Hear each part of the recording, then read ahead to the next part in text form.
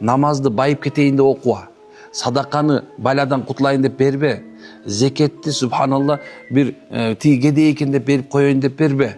Қара, андай емес. Сенің намазыңа Аллах мұқтаж емес. Сен оқып намазға сен мұқтажсың. Сен субханалла оразаға сен мұқтажсың, Алла мұқтаж емес. Сенің берген садақа зекетің Алла мұқтаж емес, сен мұқтажсың. Ошо сен мұқтаж болған некен разы болуш керек екен.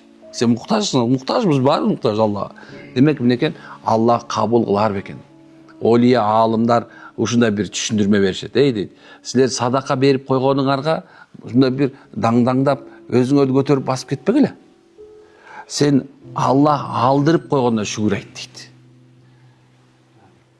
Бирөөнө о мен ушундай бердим. Жок. Аллах кабыл кылдырып қойғанда шүгүр айт. Сен намаз оқып атам деп сүйінбелі олы, намазды оқытып қойғанда сүйінгілі, машалла.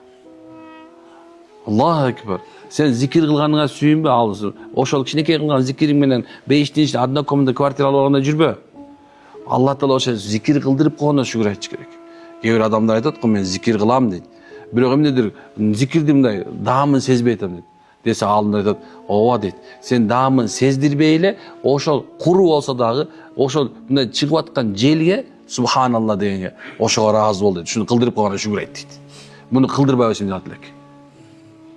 Көрдік бе андай екен?